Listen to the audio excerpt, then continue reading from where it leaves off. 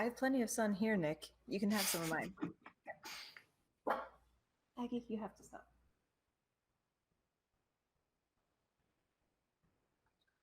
Yeah, as much as I love EA, and I say that with a little bit of sarcasm, don't want to stay up till midnight for that one.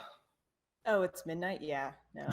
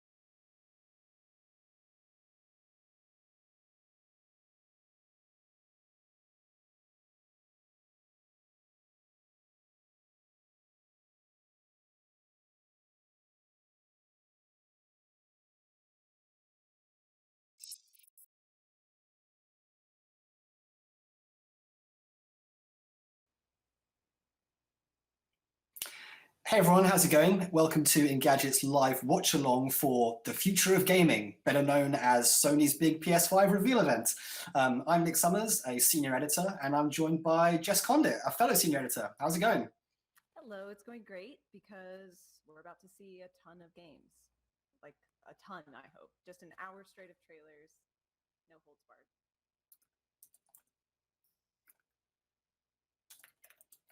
So, we've already had, as we're getting this kicked off, we're getting everything set up.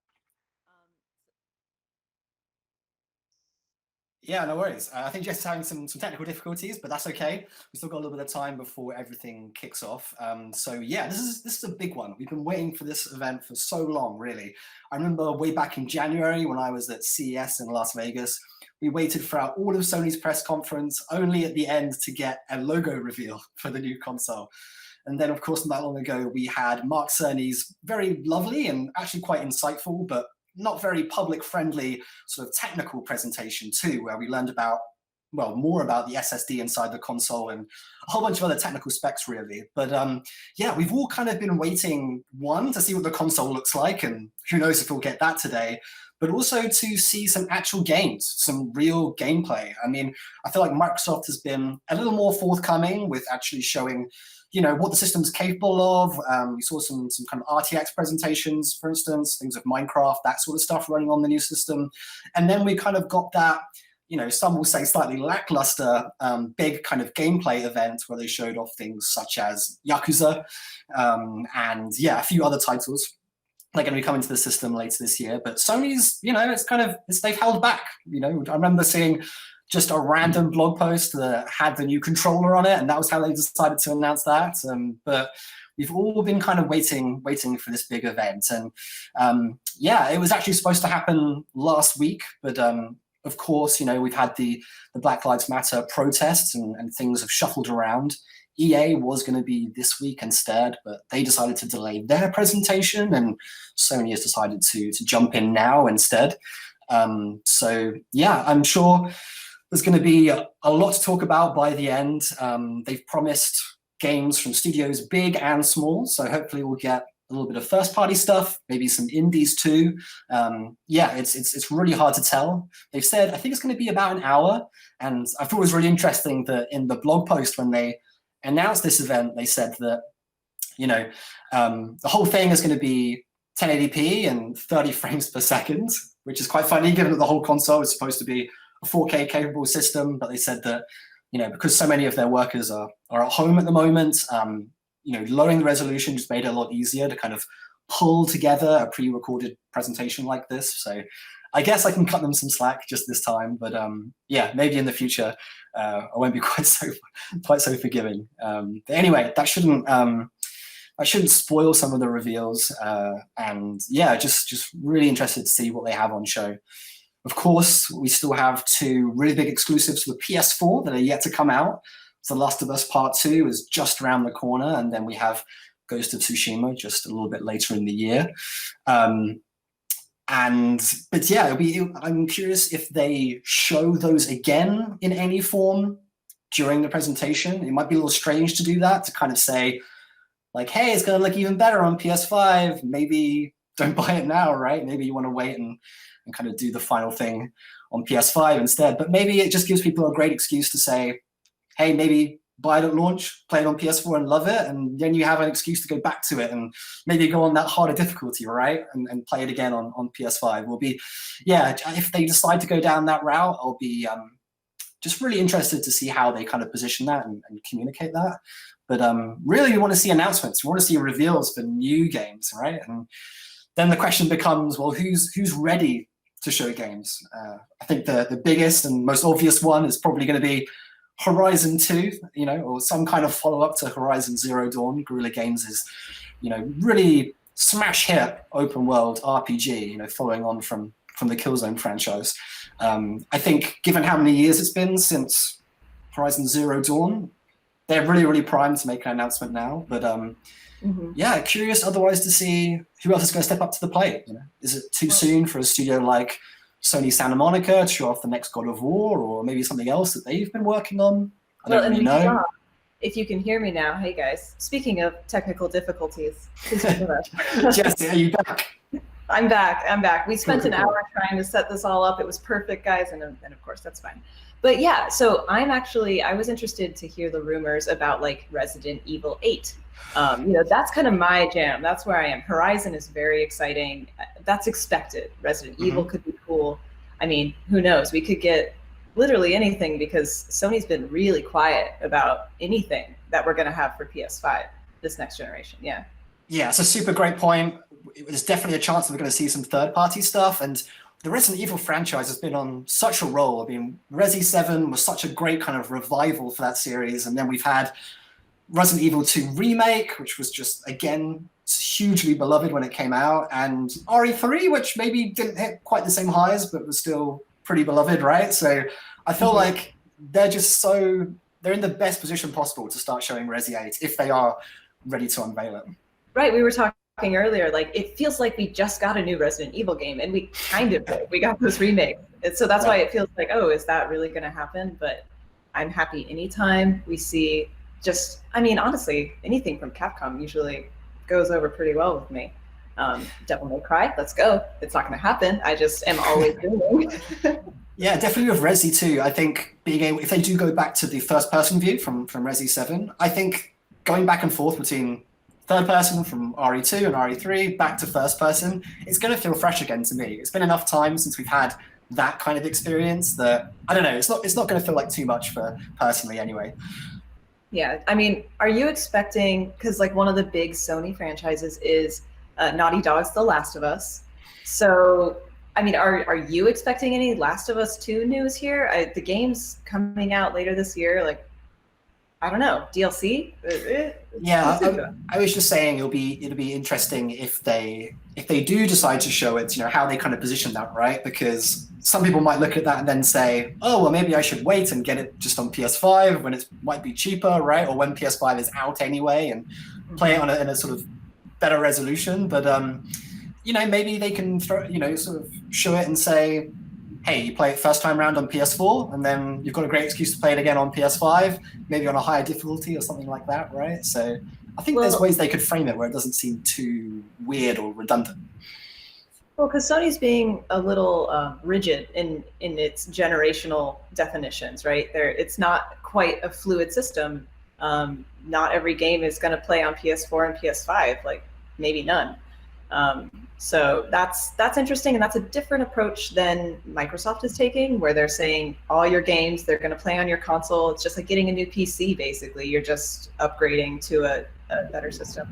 That makes me worry kind of about what Sony's doing, because if I'm going to recommend a console to someone right now at the end of a generation heading into a new one, it's going to be a console that can play between the generations. That just makes sense. So I wonder what Sony has in store to kind of make up for that missed opportunity almost. Yeah. Yeah, for Sony, I mean, they want PS4 stuff to play on PS5, but PS5 games Won't go once, back. once they start happening, won't go back. Whereas on the Xbox side, they kind of want to have that fluidity, right? So it is definitely interesting. I don't think they've clarified whether there will be, any sort of upgrade fee in order to have your PS4 library play on PS5. I'd be really surprised if that was the case, but they haven't said that's not the case either at this point, at least as far as I'm aware. Yeah, and I mean, just to further fuel the console wars and compare Sony to Microsoft again, Sony's plans in terms of cloud gaming are less clear than Microsoft's as well. I mean, we see this every generation, every new console cycle. There's like a winner and a loser of the media cycle that comes before the consoles are actually released. And last year, Sony was at the top. They won the pre-release hype cycle. They dropped the bomb on the price. They dropped the bomb on you could play with your friends. It's great. It's wonderful. But before that, Microsoft was at the top. So I feel like the pendulum's swinging again. It's Microsoft's turn, but that doesn't mean they're going to win the generation. That doesn't mean all their ideas are what's actually going to be best for players going forward. It's just how we're going to start, it feels like. Yeah, it's crazy to think that how the Xbox One was originally launched and positioned, all that stuff to do with always-on connectivity, the DRM, not being able to sell, your games, how do you share games, and so much of that has now been course-corrected, right? And Microsoft is in such a better place now, both on a hardware and services standpoint. So it's not to say that PlayStation has had any missteps so far, but I feel like we're really waiting to see them be more aggressive and be like Microsoft has done, right? Where I feel like they've really had to sort of pull their boots up and say, if we want to win back our community and maybe those who have switched to a different ecosystem, like we have to be bigger, bolder, and better than we've ever been, right? Whereas Sony's been able to sort of sit back a little bit and say, we have the exclusives, we have great games, and that's kind of that's enough, right? Yeah, they just fade into the background. Peace. And that is enough, obviously, to support an entire console generation. The PS4 is doing fine, overall, it's okay. It's just what's next. And so this is really the first time that Sony is doing an event like this with information about the PS5 geared toward the public instead of the Cerny GDC presentation that he did that was very dry. But yeah, so this will be, I think, a hint, even if they don't say outright exactly what their plans are in terms of libraries or managing cross-generational play. I think this will be a good hint at where they're going. We'll see what kind of games they're looking at. I can't wait to see what kind of indies they have. Sony used to be the king of the indies, and now it's like, what? It died with the Vita, I swear. The Vita was amazing. Yeah. I will die on that hill, but I think it's really hard to stand out if you don't own that studio per se, like a lot of those games, if they're going to be showing up on other platforms, you might see them in other press conferences, right? So which ones do you pick to highlight, and which ones do you say, well, this is a reason to buy our system over somebody else? I think it can be difficult to know which indie games to show, but I'm right there with you in that I would love to see more smaller titles alongside the big hitters too. Yeah, and I mean, there's so much choice within indie, AA, AAA. The indie studios of yesterday are now AA studios. If they played their cards right, and there's a lot of them that now have an opportunity to really take off with a second, third title. So I'm really interested to see what happens there. Yeah. Yeah, No, just think about what Cuphead did for the Xbox platform, right? I know right. that game did end up coming to Switch and a few other places afterwards, but that ended up becoming such a flag bearer for that system at a time when it didn't have a ton of really great exclusives. So there's definitely ample opportunity for Sony to do that too. And Sony's done it before. No Man's Sky, like, hello, that was the indie game, and it was the thing. It helped sell the PS4. Like, come on. Yeah, I mean, that's such an interesting case study, right? The fact that it started so poorly, but then ended up in such a great place now, right? Like, yeah. If I may, you can go to Engadget.com, and like the day after No Man's Sky released, you can read an article about how this is just the beginning and this game is going to get a lot better. Just hold your horses. The advertising was wrong. Sony marketed it wrong. Not the game's fault. And look where we are now. Wow, who I wonder. Yeah, now it's next, and now it's on Xbox as well, right? That was an announcement earlier this week. You could play between PC, Xbox, and PlayStation. Like that's the kind of game that needed to be. So I'm happy it happened. So yeah, maybe we'll have another No Man's Sky moment. Maybe. We still got a bit of time, so maybe should we run through some first-party studios and see if we think one of them is going to pop up today? Well, yeah, so it looks like we have 2 minutes until the stream starts. So everyone buckle up. Is there anything that you are looking for, Nick? Any studios that you always have your eye on? Specifically, Bluepoint. This is the company that ended up doing the big sort of remaster remake for Shadow of the Colossus. They've been very quiet for quite a long time now. They must be working on something. And I remember seeing a few rumors, and one of our colleagues, Aaron, is absolutely adamant that they're going to be working on Demon Souls or something from Software. So I think for me, that would be pretty cool to see what they've been beavering away on for the last few years.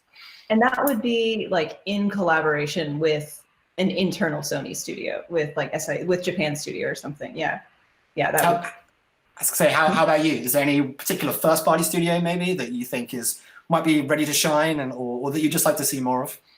I wish, like honestly, Horizon is the big one for me. Like Horizon Zero Dawn was fantastic. It lifted the veil on so many things that we've been told about storytelling in games and what makes a powerful story.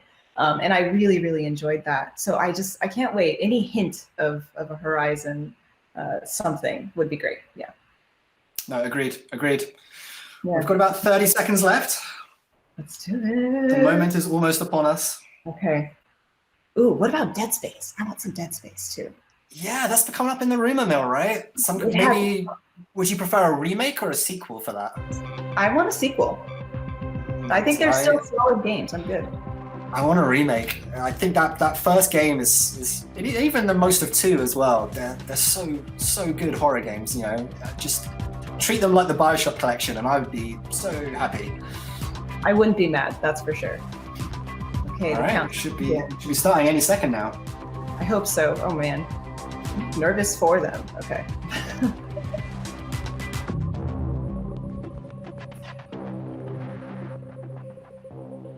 It's not happening.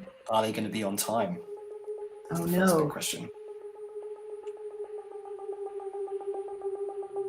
Yeah, we're not going to get like a release date or anything this stream, so don't be looking out for that. I would be surprised, very, very surprised if they had anything like that.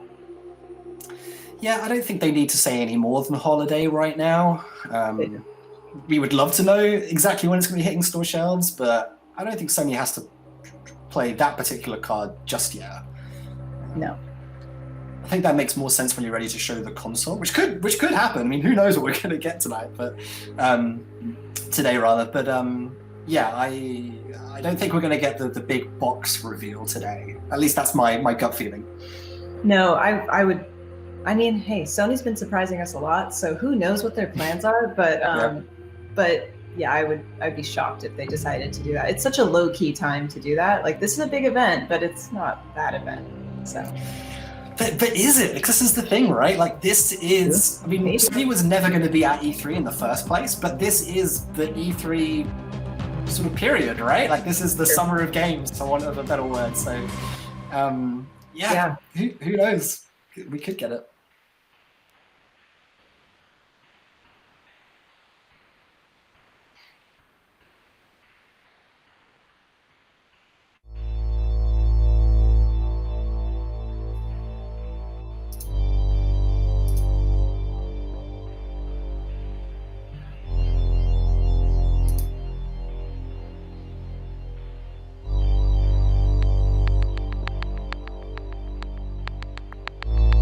surprise, the new console is triangle shaped. It has buttons. No way.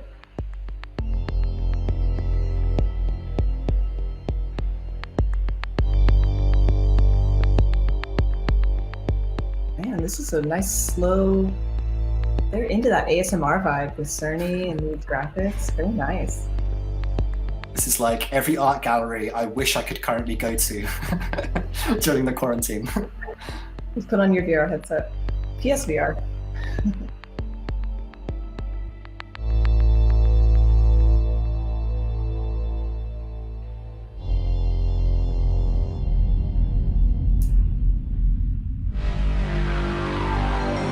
You ever wonder, like, Old different school. choices, how we might have ended up? No. I like the hand we've been dealt.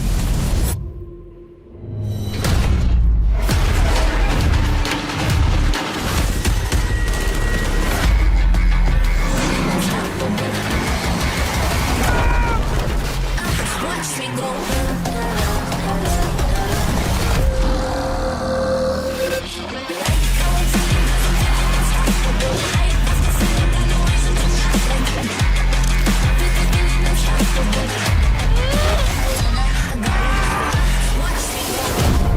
You, me, together, we were destined for something great.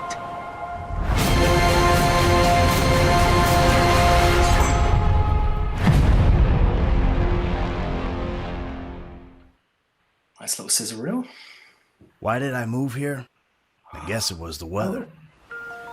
Or I don't know, that thing. That magic. I thought we What? were trying to get out of this bullshit. Is it just online? You sounding more and more like a snee-eye itch every day.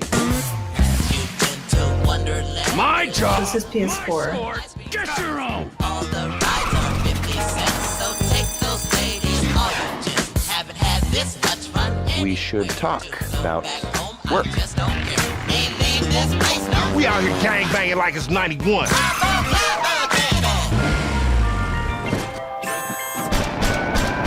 We all love banks.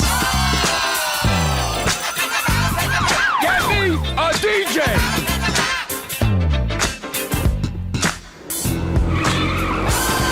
Give me a hand with these bodies.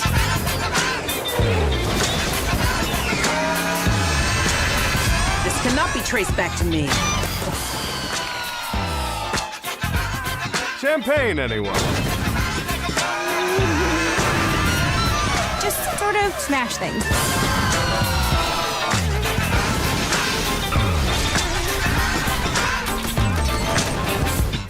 So now what?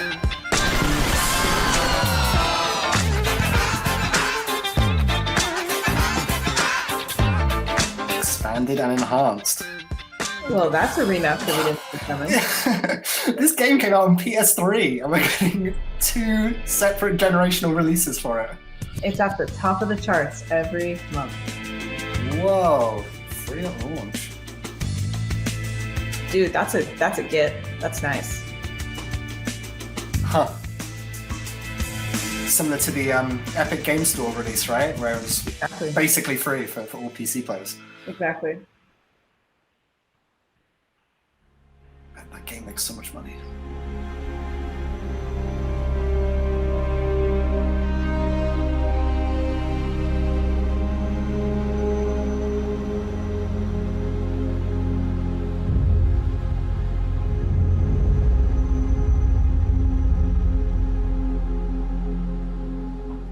It was great to kick today off with a look back at just some of the seminal moments of the last 25 years. And what better way to bridge our past and our future than with a game that's graced every PlayStation console, Grand Theft Auto. It's been a privilege partnering with Rockstar Games for many years now, and we're thrilled to open today with the news that that partnership will continue with PlayStation 5. It's now just is over a this so year since we creepy, though? began sharing technical details of PlayStation 5. But today's the day that we've been looking forward to for years, when we get to show you just some of the games that demonstrate our belief that PlayStation 5 marks the biggest generational transition our industry has yet seen. The content we've curated for today's event showcases how PS5 has inspired developers to create new experiences that are transformative in how they look, sound, and feel. Enough from me. We're gonna have the games do our talking. Nice. That's what I like to hear. I mean, they've let everything else except for themselves do the talking. So, like, we know. Ooh, here we go. Let's go.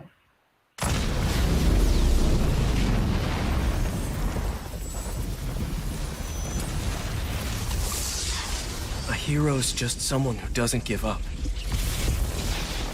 Your dad said that. He was right. Now it's your turn. Oh, Spider-Man, is that? Be a hero, Miles. Is it? Yeah. There it is. Okay, let's do this. Nice. So Insomniac, yeah.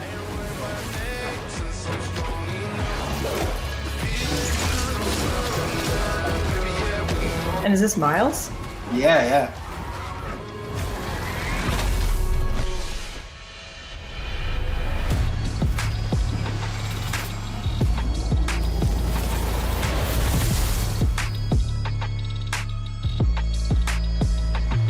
Nice. Whoa, this year. This year. That could be a launch title, right?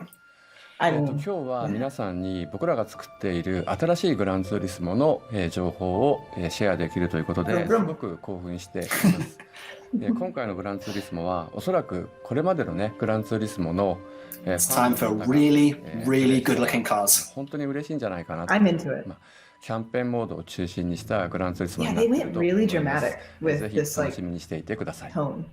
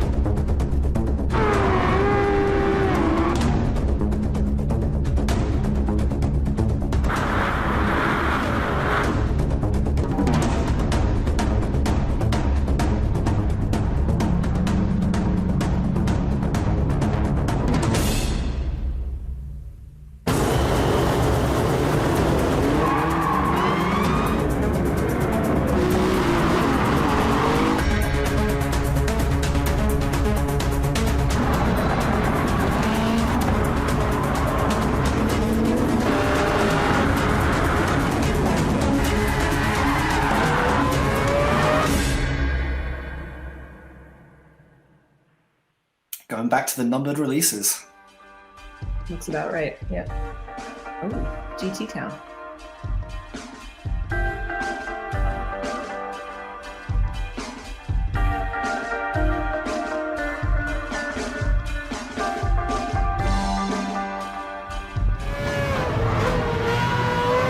Is this mobile?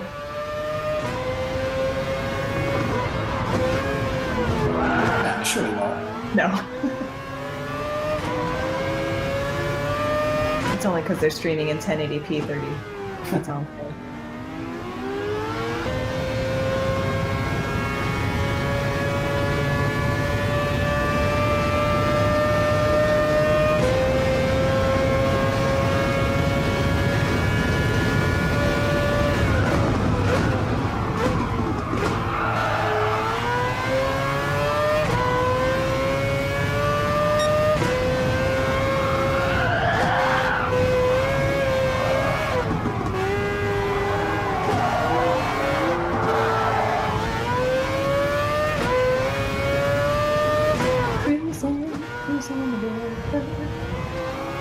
Did you play Cruising World? That's all I think of.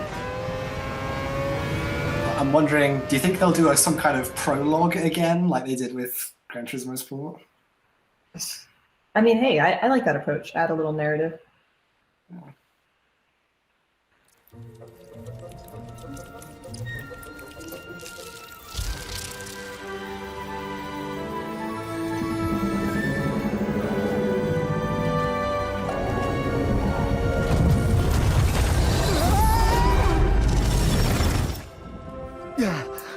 Ratchet! Right back there. No way. It appears that the dimensions are collapsing on one another. If we cannot get to... Right, the ship. I mean, we can't be that far. I have it in my sights. They have found us, Ratchet.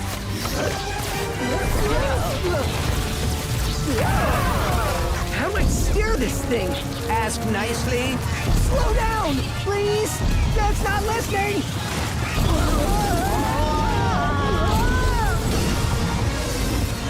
The dimensions are weakening considerably.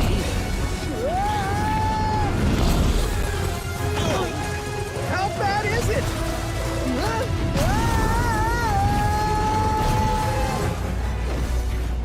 Well, it is certainly not good. Great! Where are we? Beats me.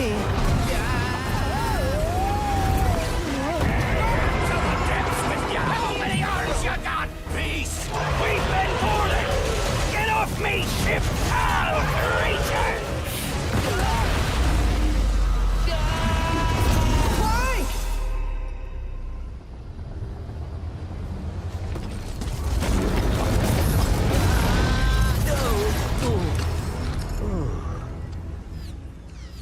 Ratchet, we are too late.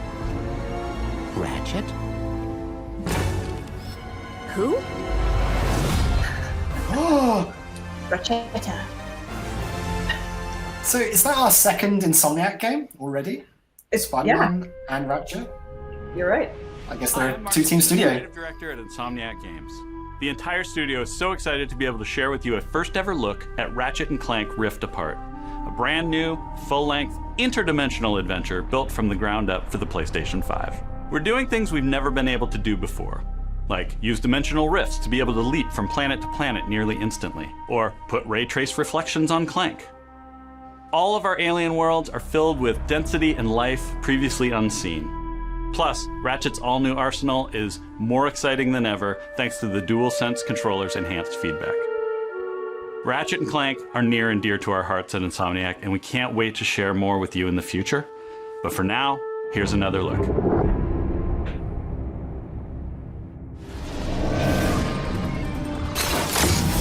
Did you see that?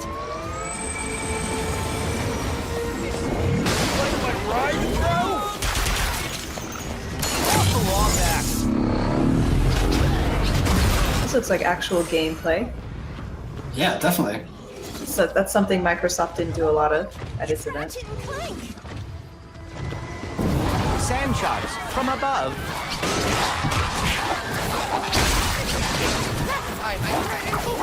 Nice sand shark! Nice sand shark! My hero! You love this so much. Was that a kraken? Or at least a very large octopus.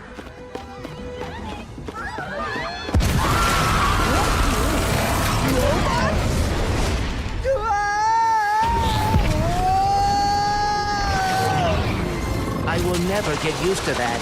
Hey, break reality. Don't let him get to the boss!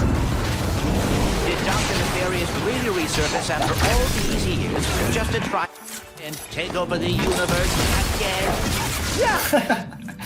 That's cool. He was doing a worse job. He must have more planned than planned. That's what I'm afraid of.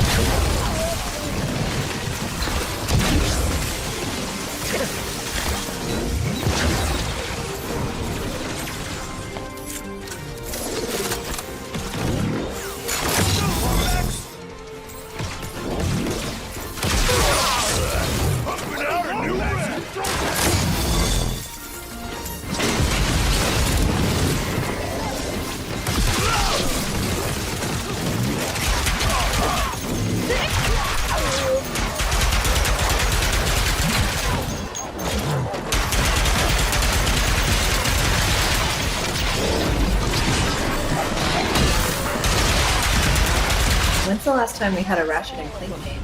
I don't even know. I really liked the reboot / remake they did for PS4, but Yeah. That one also had a tie-in movie, and I'm guessing this one doesn't. Right. Well, okay, we just saw that was actually captured on PS5, so. So colourful and so imaginative. I love the weapons and everything about that franchise. So two big thumbs up from me.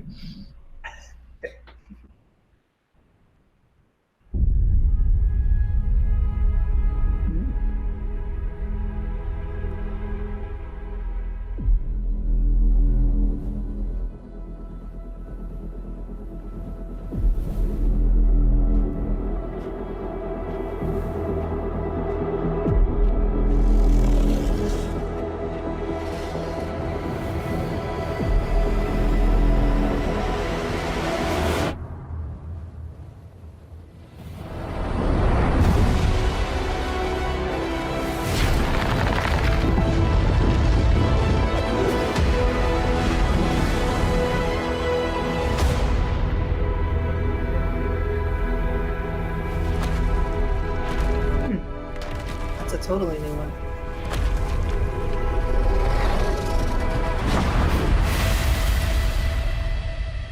Was that a Balrog at the end? Something fiery. Only for it's cool though. Love to see new IP though, so that's really promising. Yeah. A lot of magic, I like that.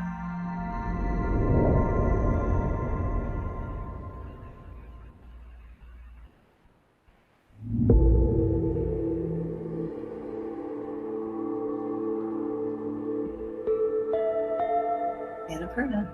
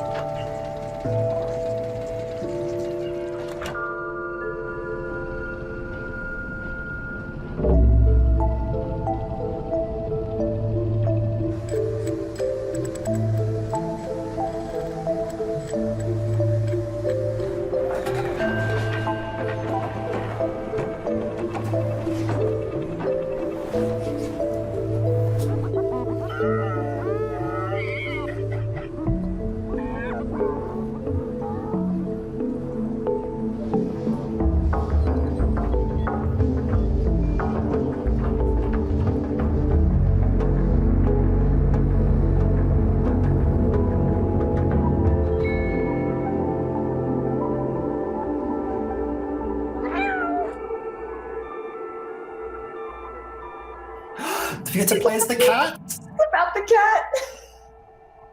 We get to play. So sold. That's awesome. That's a mysterious one, though. I like the look of it. Yeah, same.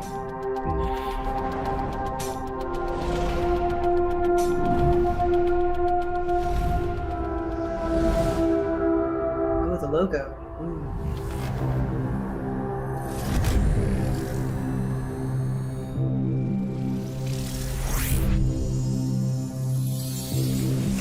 This is our reminder of the specs. I'm loving these visuals. They really went all out with this. Okay.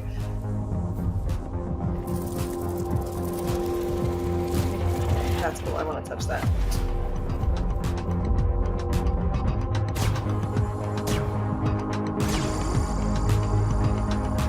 How about the battery life, though, Sony? It's really all I need to know. That's the most important thing.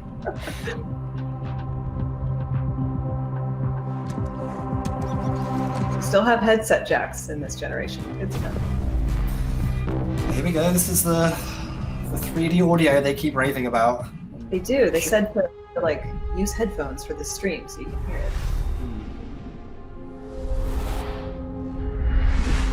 Making games used to be about these constant trade-offs between the artistic vision and technical limitations. He's from Guerrilla Games. PS5, we're not going to be burdened like that. We're going to be able to realize our artistic vision a lot better. It's got a ton of horsepower, which is very easy to unlock, and it's a machine that's really easy to develop on. The PS5 will present a paradigm shift as to what players will come to expect from gaming. Will let us tell stories, make worlds, create gameplay that I think will truly captivate the player and really surprise quite a few people. Please take a look at this new franchise for Worldwide Studios, coming exclusively for PlayStation 5. New franchise. Exclusive.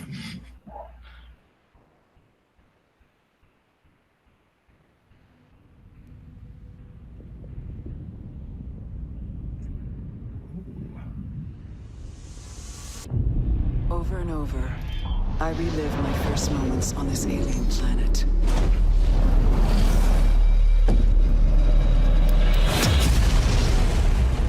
The crash. The attack. My death. The crash. The attack. My death. Trapped in this endless cycle. Even death is no escape.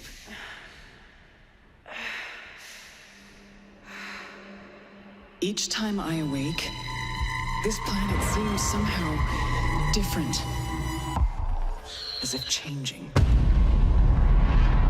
This world is becoming part of me. Infecting my mind. My memories. The longer I spend here, the more I can feel my sanity slip away. But I cannot lose hope.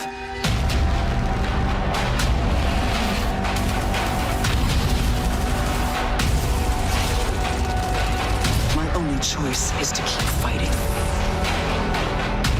To keep looking for answers. My only hope is to break the cycle. Before the cycle breaks me.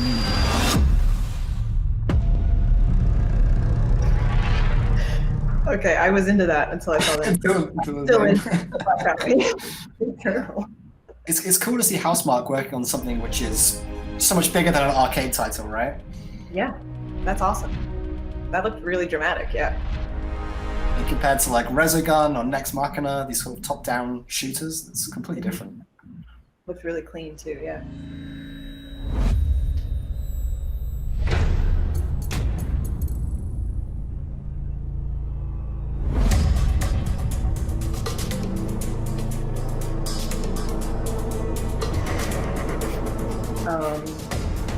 Tony the Tiger, is that you?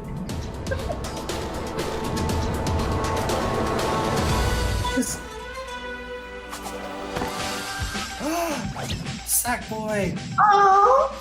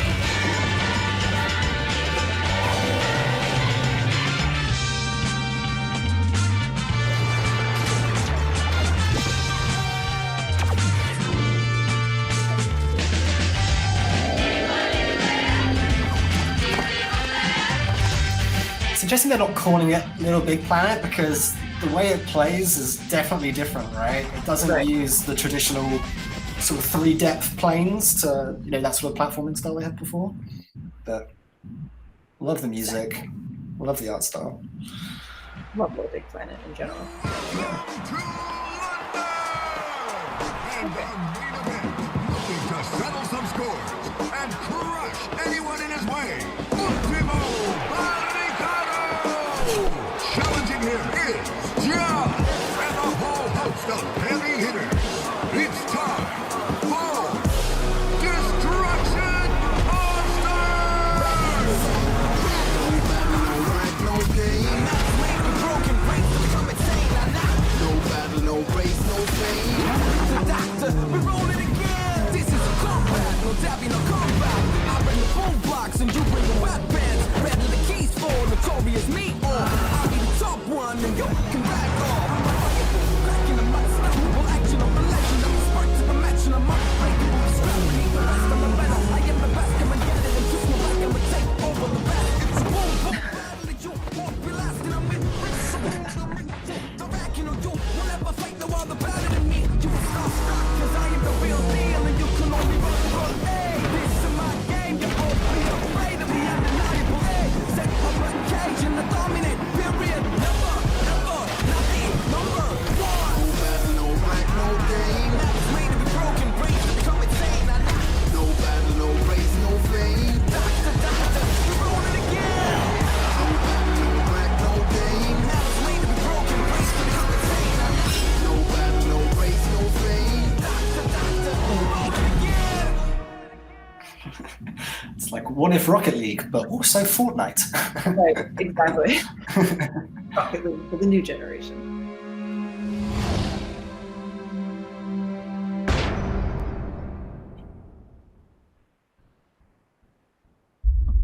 Hello everyone, my name is Josh Greer and this is my brother Mike. We're from Ember Lab, a small team with a background in film and animation. And we're very excited today to share with you the first look at our new game. It's a story full of adventure and charm that has themes in personal growth and redemption. So please enjoy.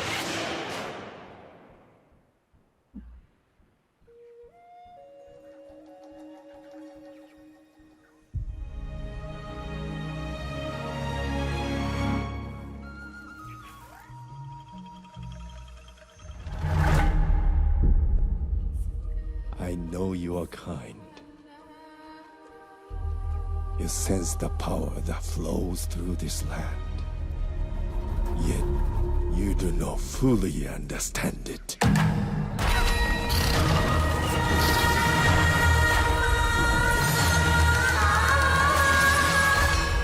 Driven by the belief that you can help these troubled spirits.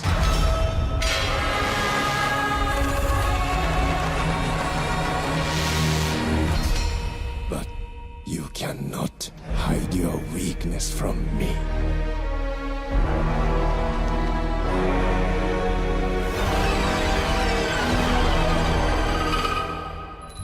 You have no power here, Kena.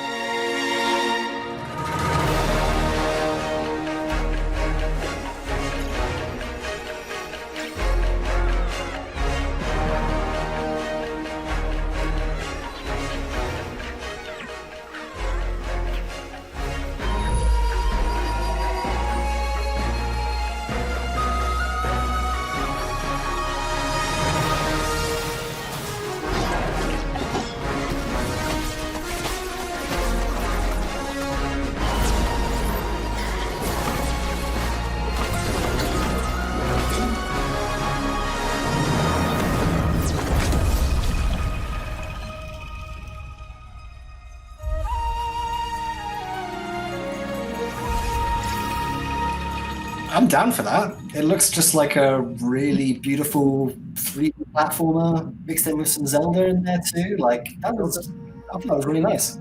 Little Miyazaki with the like Sid sprites. Yeah, Kubo and the two strings a little bit in there too. Like it was cool. Fine with it, yeah.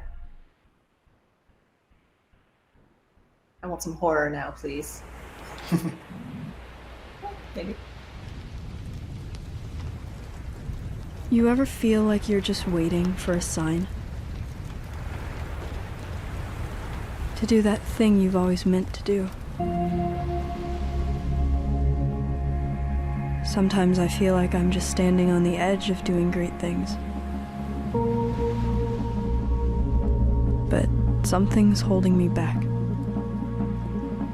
Maybe it's just nerves. Maybe it's the fear that I'll never be as good as what I imagine when I'm still just standing on the edge. But if we've got nothing else to lose, might as well jump.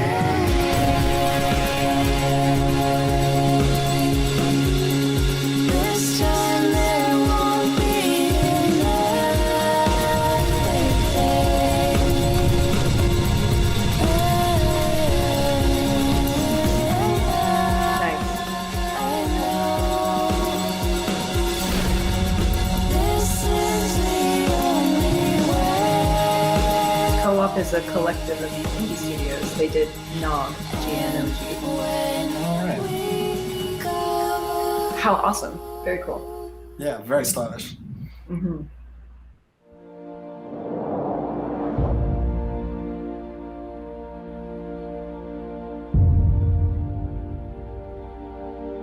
Hi, I'm Lorne Lanning, and I'm here to share with you a game that I've been dying to make. It's an emotionally engaging story where rescuing is rewarding, failure is devastatingly hilarious, and the memories should last you a lifetime. Take a look. Okay, Lorne.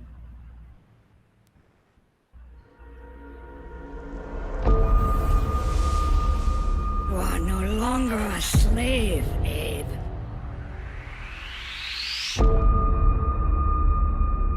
They believed, trusted, followed, and it led them here.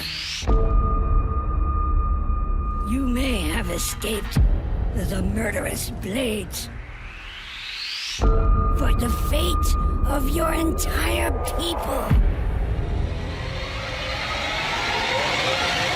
is up to you.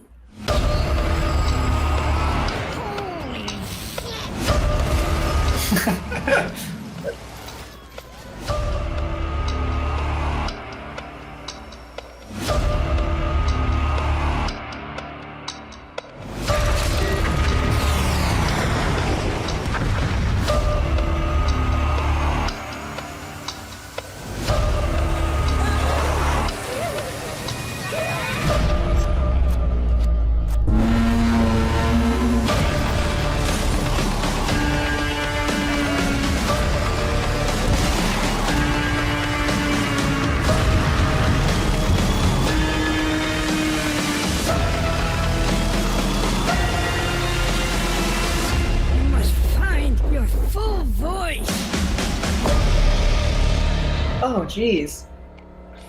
It's been a long time since we had a new Oddworld game, so I know that series has its fans. Yeah, I mean, I like the tone of that. That was gritty. PlayStation 5によって我々の考える東京のビジュアルを実現できました。今までに見たことのない東京のビジュアルを見て、聞いて、感じることができます。これからお見せするのはゴーストワイヤー東京の世界初のゲームプレイ動画です。スーパーナチュラルでミステリアスな東京、そこに潜む驚異と美しさを感じ取っていただけると思います。ぜひお楽しみください。This has been a while coming, right? Yeah, I think Bethesda's publishing this.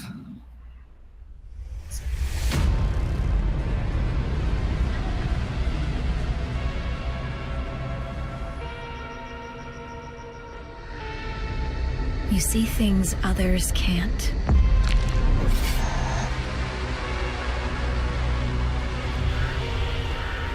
Hear threats others don't.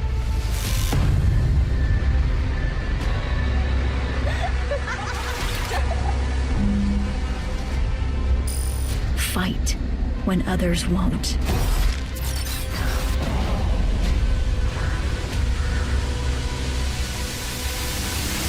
It's up to you to save Tokyo.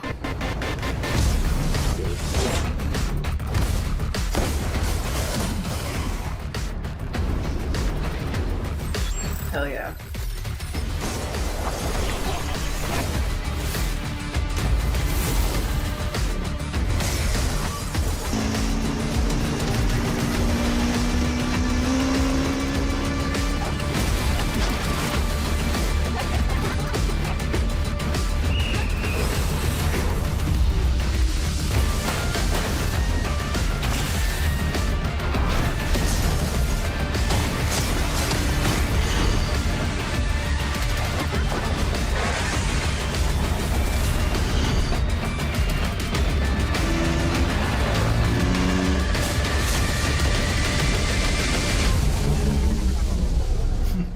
No firearms, no traditional weapons. That seemed to be all magic based or sort of paranatural abilities, which is pretty cool.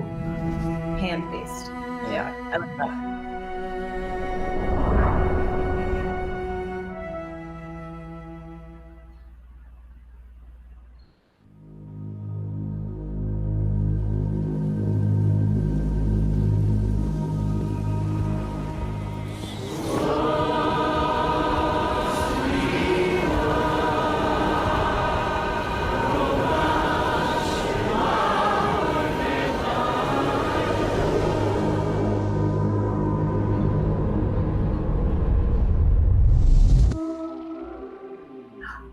Awesome.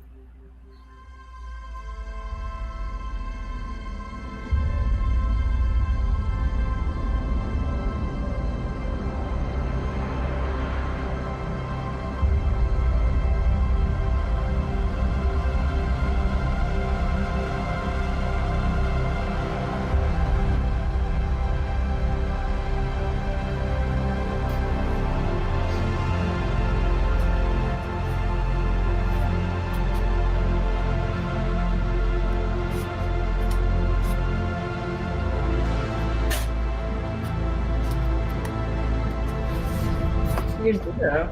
That's a Nine Inch Nails album. Oh, okay.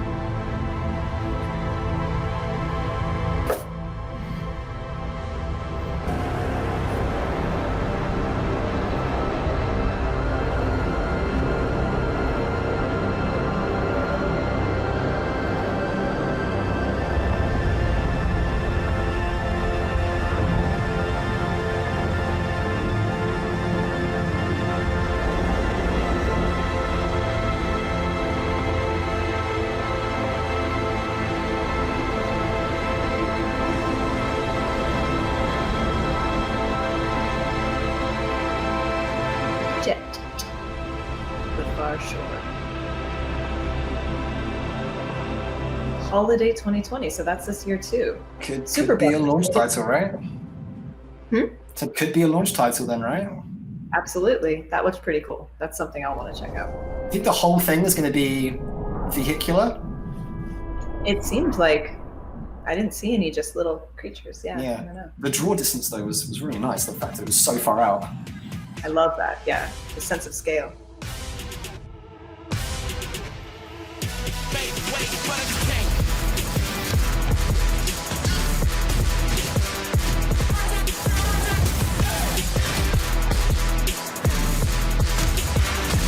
Make way for the king of kings for a long stretch, no limousine. If you're talking winners, gotta intervene. I'm the biggest one of those you ever seen. I'ma need a crown. I'm the only one that ever held it down at the tip top. People flip flop every day, not I. Top 5, I'm a big shot. I'm the one that wanna take the big shots. Big balls, big rings, big rocks, big bag, big moves, big cars, big man, big plan. Get lost in this wrong. Look at me now, you can't hold me down. So give me the crown. Make way for the king.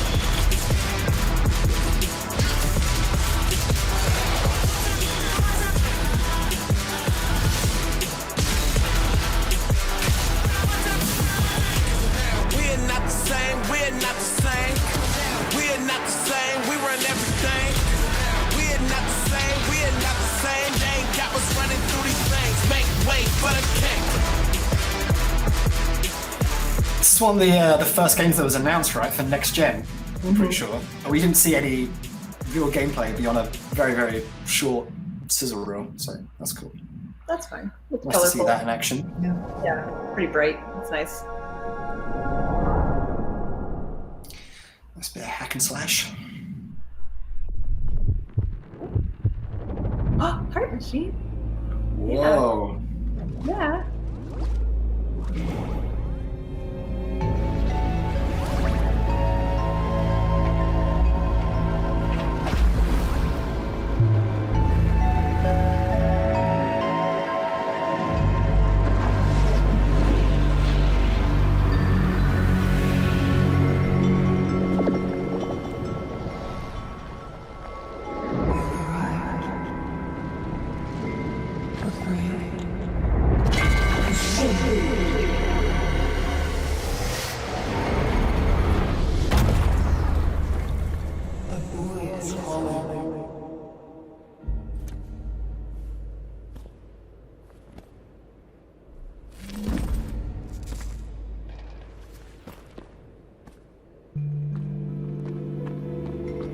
already want to cosplay this character.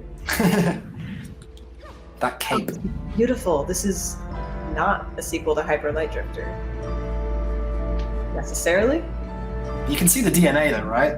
Even just the color scheme of the main character. Absolutely.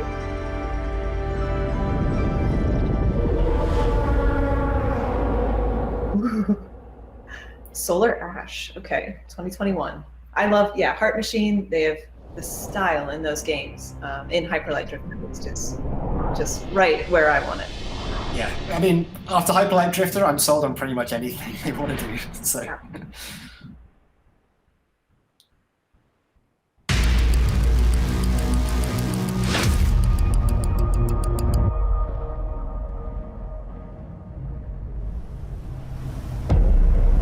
Is that Hitman? It was always gonna end like this. 101. All your hard work,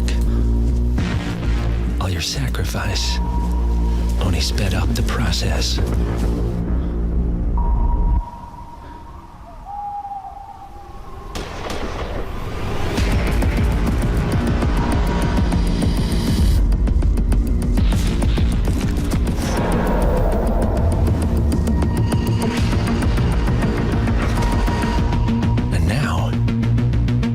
Yourself alone.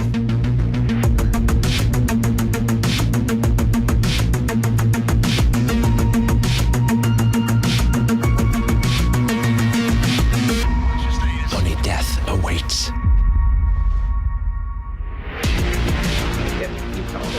Oh yeah. Nice. January. That feels pretty soon as well. That is. That'll be fun.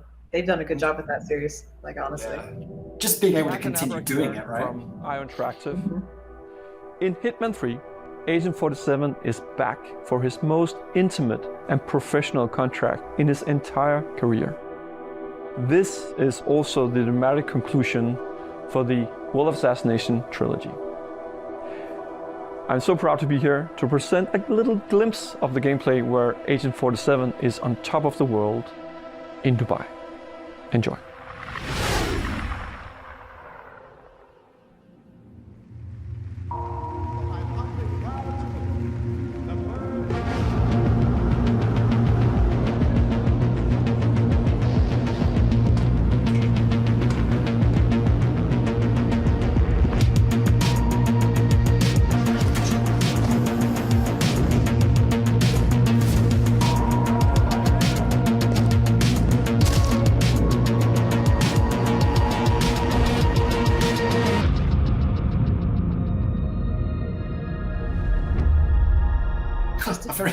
A very short glimpse.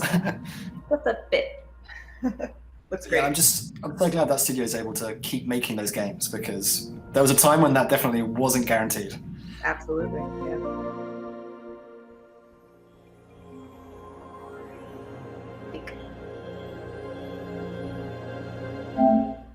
Is this gonna be the UI?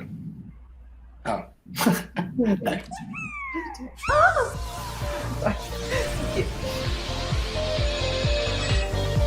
This is their playroom thing. Yeah, well, Astrobot, right? Oh, that's right.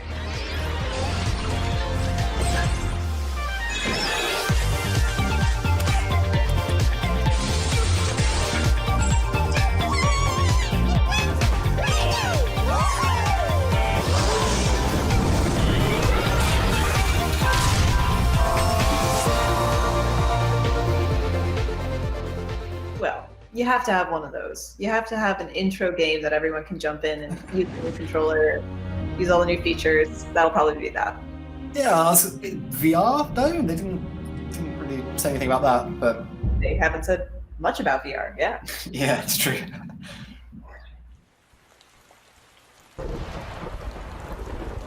Spooky.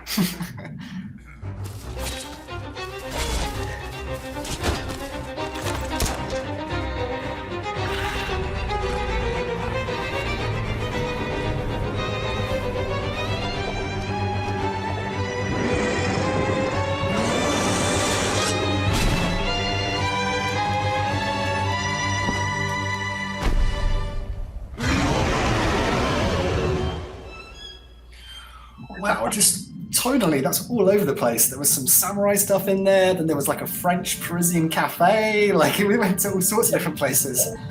Yeah, that was a lot. Pretty stylish though. What's up, everyone? I'm Zion Williamson of the New Orleans Pelicans. Here we go. The first ever teaser for NBA 2K21. Y'all are not ready for this. I love when they try to make athletes act. This is our legally mandated dose of sports games. There's story in them now. It's great. It's true. I think Idris Elba was in the last one. Yeah, I think You might as well give up now. Think you got a chance, but I don't see how. Got a real tight grip when I hold that crown. I'm the first one in and the last one out. Whoever owns the place gotta drag me out.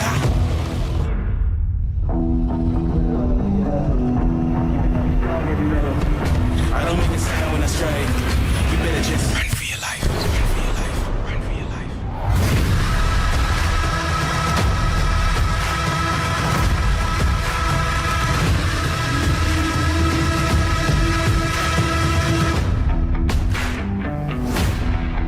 For your life. this year too. Okay. Surprise, there's going to be basketball in it. I got the Dunks are possible, confirmed. Dunks are possible. That's all I need in my basketball games. I'm sorry. Just give me that Space Jam 2 DLC, yeah. And welcome to the...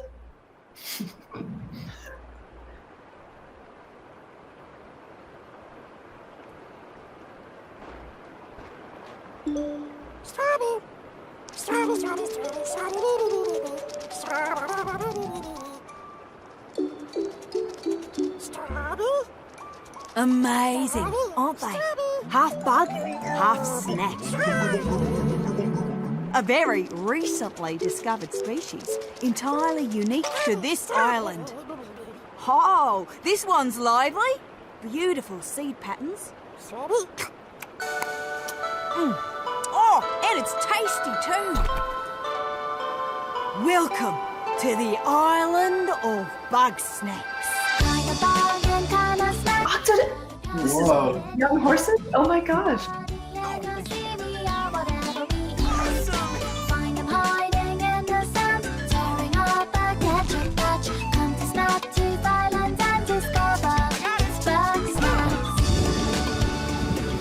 This looks crazy.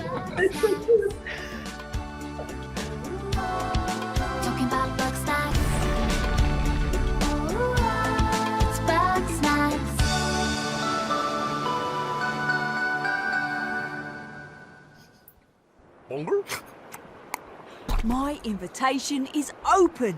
Come join me on the island of bug snacks. Liz! I was trying to carry a lamp with my weenie hands, but I dropped it, and now the town's on fire. Oh, again?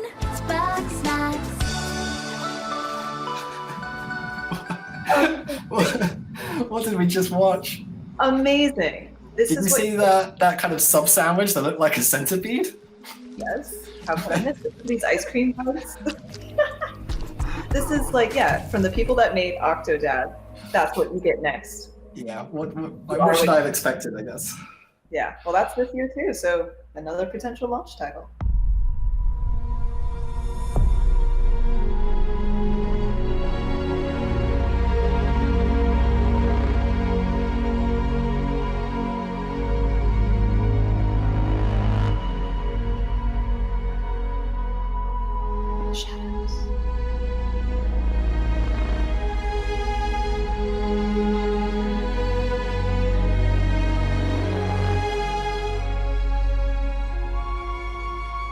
Hi everyone, thank you for being with us today for this very special event. But before we get to the end of the show, I have something very near and dear to me.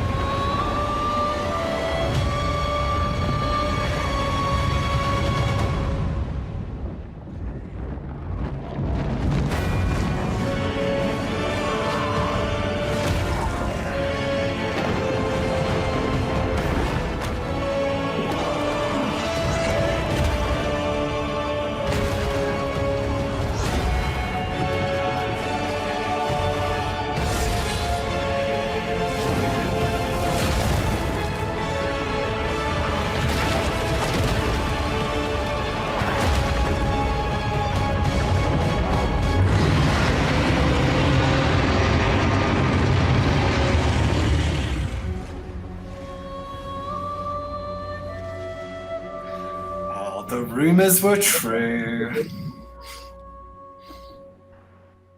That's awesome. A lot of people will be very happy about that. And it's Blue Point working on it. There it That's is. cool. That's cool. Yeah, that's okay.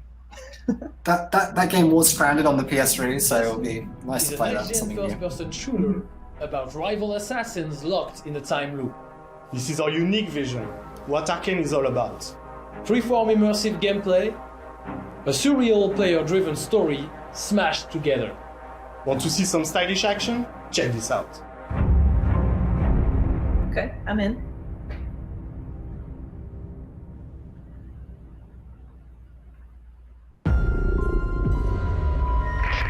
Hello, Black Reef. Colt, my predecessor, has been pronounced guilty of treason. He is to be shot on sight henceforth in perpetuity. Your assistance is appreciated and mandatory. The real party doesn't start until he's dead. She is not making this easy.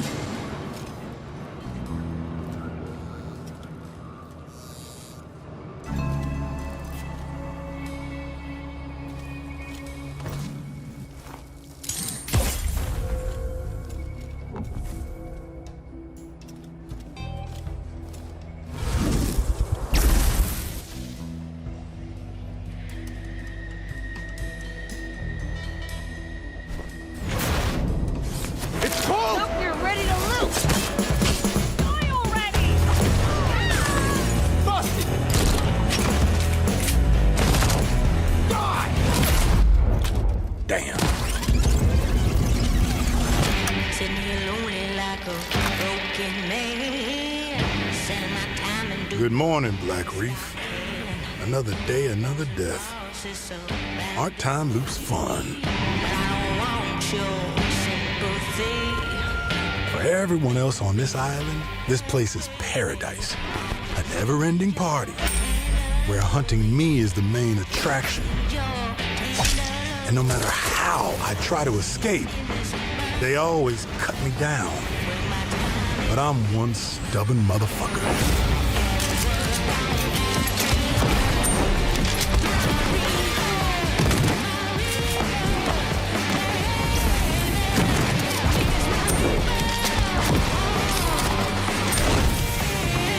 Every loop I'm learning a little more, piecing together the puzzle. There's 8 targets, and they all gotta die before midnight. There's just one little snag. You thought it was going to be easy? Juliana Blake, Black Reef's protector and a real pain in my ass. She may kill me 1,000,000 times, but eventually, inevitably, I will break this fucking loop.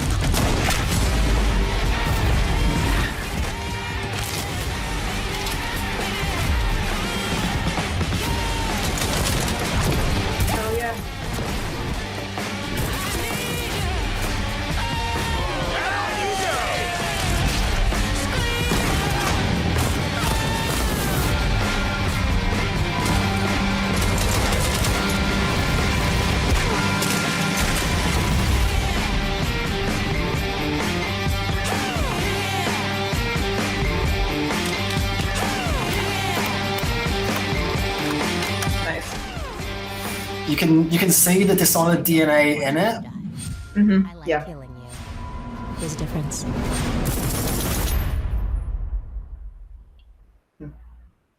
Definitely. It had that. But it feels fresh, right? It looked fresh. I mean, and the world had a clear angle. Like there was something going on there. There was a story told by the environment. They're really good at that. Yeah, that was good. I wonder if that final shot though was suggesting multiplayer though. I'm Seems like you could curious. play both, right? Yeah. Sure. Maybe you go against one another, like player versus player, drop in or something.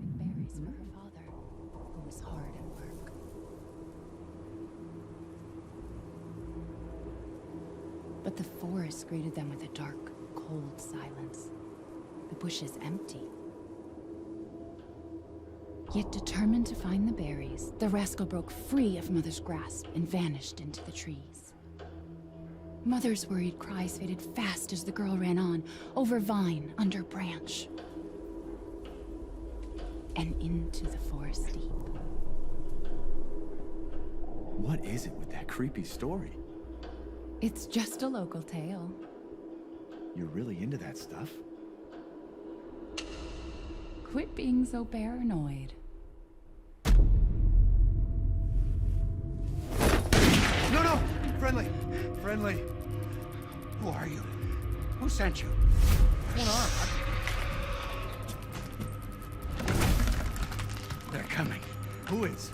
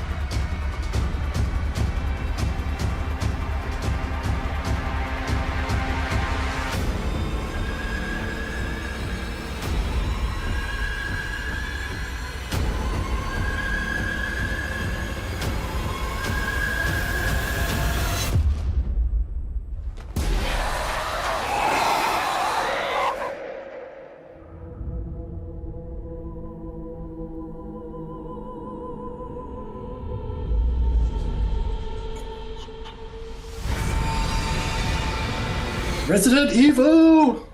Wow, look at that. We called it. We called that. That was us. Chris? Sorry, Ethan.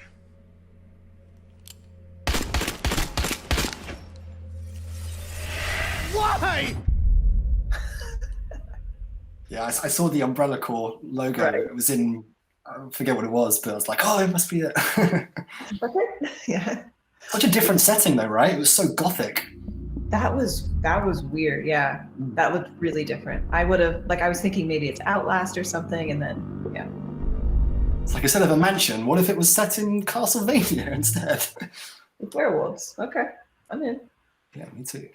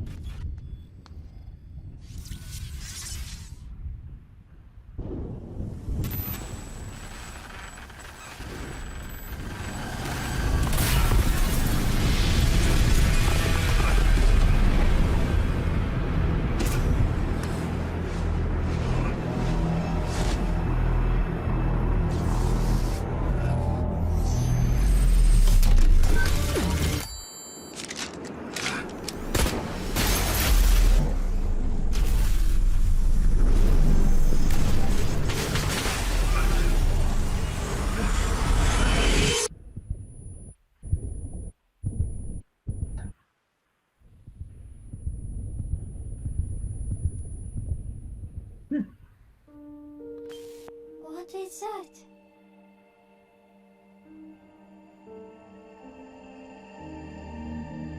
Freedom. Our freedom. Seems unsafe for a young kid. 2022. I was almost getting some Death Stranding vibes from that at the start. For sure. Did it say the studio behind that one? I think it said Capcom and then on the bottom, so can't have been. But yeah, I was getting some serious Kojima vibes from that one. Yeah. Huh. A little like Big Daddy, Little Sister kind of stuff too. Yeah, definitely.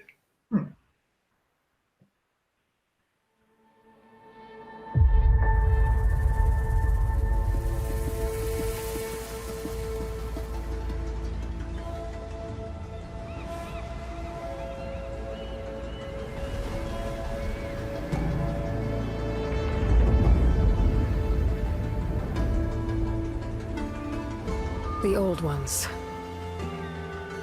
perished 1,000 years ago. Their great cities turned to graves. In their place came new life.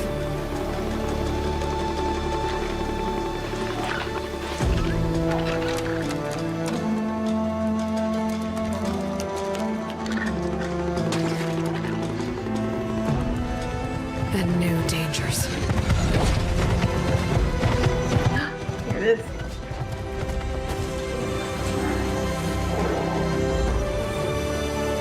I must find a way to stop it. Or it will get worse and worse.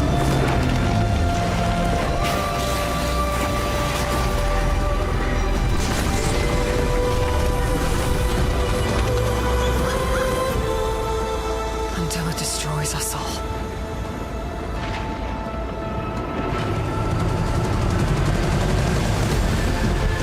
There's nothing I wouldn't do to save this world. No depth I won't explore.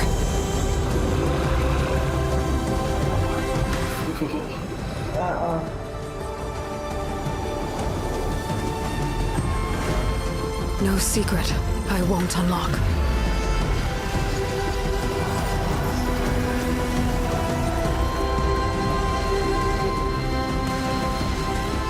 No barrier I won't cross. This mission is mine alone. If I falter, if I fail, there won't be anyone left to stop what's coming.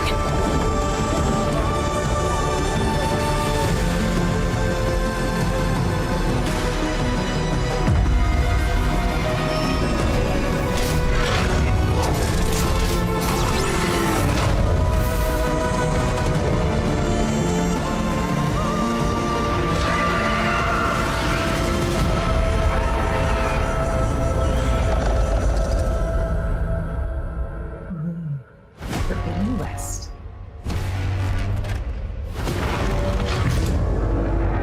But whatever comes,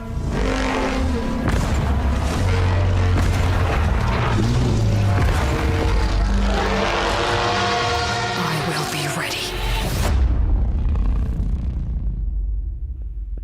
Was that a mammoth?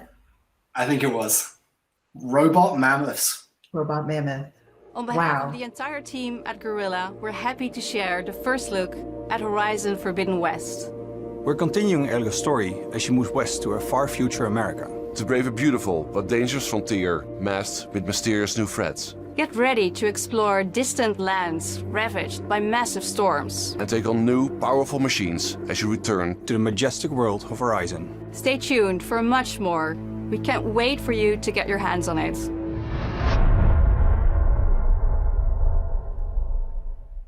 Release window? No.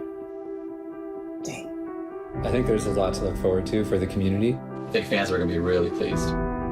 As a game designer and storyteller, this is incredibly exciting. We're talking a whole new generation of ideas and experiences that we can create for the player. No matter where they are, no matter who they are. New experiences like we've never had before. More iconic, interesting characters, more atmospheric, immersive worlds for players to explore. We want to wow players. Respect the unexpected. And I, for one, can't wait. We can't wait. We can't wait to share them with you. It's so exciting. Incredibly exciting. It's really about love For the players and for the players. As a developer, that's an amazing feeling to have. Welcome to PlayStation 5.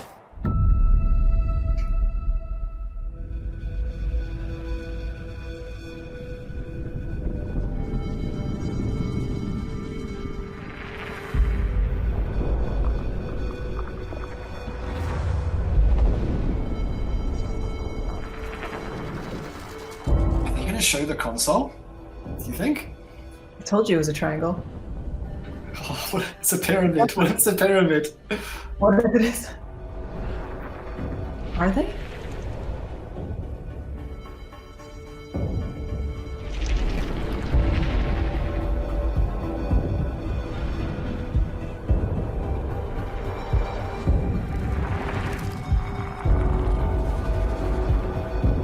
I feel like they could be building up to it. I think they just really had a lot of budget for graphics.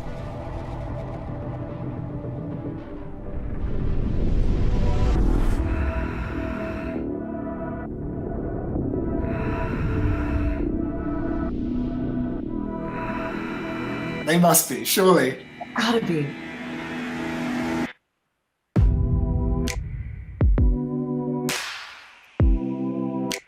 What the? Ooh. Wow! Oh my gosh. What? It's got like ears or like fins at the top. It's got a finny thing. It's curvy. Has some sensuality to it, some movement. They're really going for this white and black color scheme. I just want to see it. Can you just... Disk drive? Mm-hmm. Blu-ray, I assume. Well, there it is, Nick. I was not expecting it to look like that. Can it sit on its side, or is it curved on both sides of the base? Does that make sense? I have to believe that they have a side you can put it horizontal. Or maybe if it is arched, then it will actually help with heat venting, you know? If if there's some gap underneath. Yeah. There's two. Second system. Oh. All digital. All digital. The PS5S. No. Cool. We saw it. Yeah.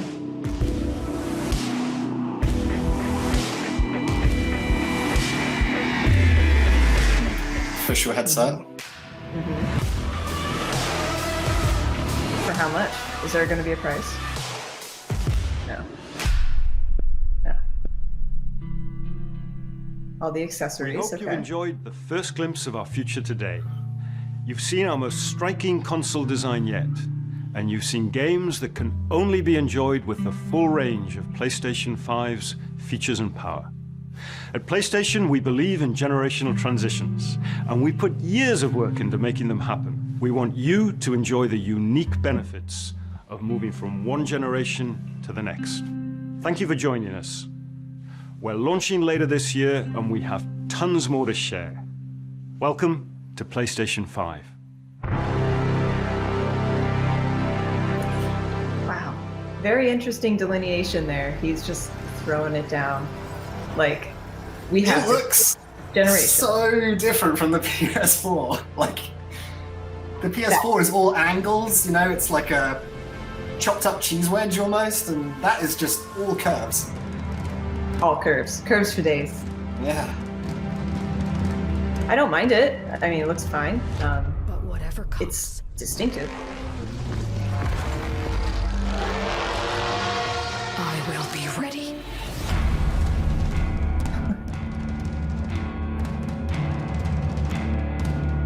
And I like the discless option as well.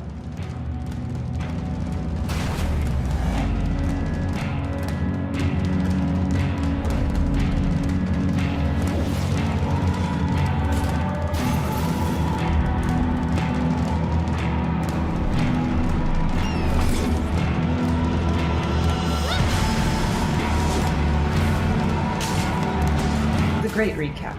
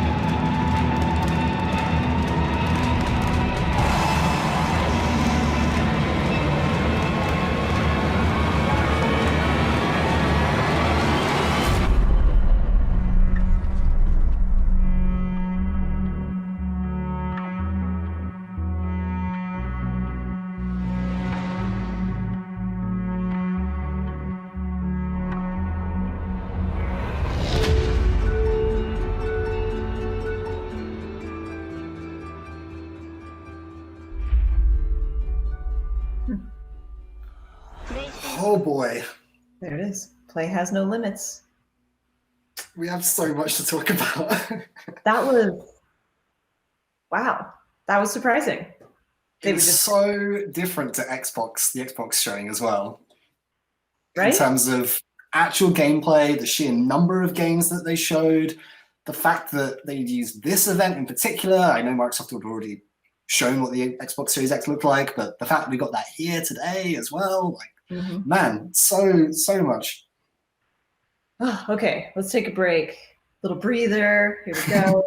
Okay. So maybe we should start with the hardware first. Do you think? I think we have to, because that was pretty major at the end. We didn't expect to see the actual console today, let alone all the accessories, but let alone 2 consoles. So what do you think, Nick? It's so interesting because for the longest time we've heard these rumors about Microsoft doing 2 Xboxes for the next generation, right? There's always been these rumors about like an Anaconda system as well as a Scarlet system, and one of them was supposed to be potentially cheaper and not quite as powerful, etc., etc. But we've never seen that second system from Microsoft. It's still unconfirmed, whereas Sony decided to come out and show both SKUs at the same time. So either Microsoft has something similar and has that second console that they're just kind of waiting to reveal, or Sony's taking a really different approach by genuinely launching 2 different configurations at launch. So that's really exciting. And I guess my first question is, do you think it's literally just the disk drive that's different, or do you think they will be spec'd differently too in terms of horsepower and that sort of thing?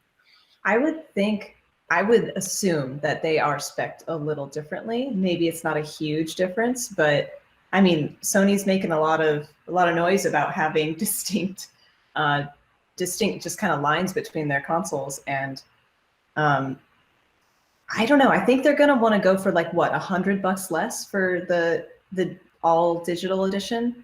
I would assume that comes with some additional downgrades somewhere else, but I doubt it's really significant. You know, I bet it's just fine. I think it's more important for Sony because eventually we will start getting those PS5 games that are PS5 exclusive. They have to have a quote unquote affordable option, right, to get people onto that new generation as quickly as possible. Microsoft seems to have a little bit more leeway because at least, you know, those first few months or maybe 6 months or whatever, you'll be able to play some of those Series X games on your One X, right? It will be backwards compatible in that sense. Whereas for Sony, they really need to get people onto that PS5 platform as quickly as possible. So to have 2, I think you're absolutely right. If they can offer one system that's $100 cheaper, then it gives people the option to say, hey, you either get in on the ground floor, or if you want to see a huge performance difference over your PS4, then you can go with the higher SKU, right? Yeah, and I mean, hey, Sony's had plenty of experience launching consoles at a very high price point and getting a lot of crap for it. That's true. So yeah, I think they've learned quite a bit, and it is interesting that they just ripped the lid off of this one before Microsoft did, even though we've heard way more about Microsoft's. So, wow, okay, white, it's black, it's curvy. Yeah, it's so different from the Series X, right? The Series X, other than that kind of top grille that I know is sort of like a, how do I even describe it? It's sort of sunken almost. The rest of it is a box. It is literally a box. Whereas for the PS5, like they're trying to do a lot more in terms of curves, right? And being adventurous, it feels like.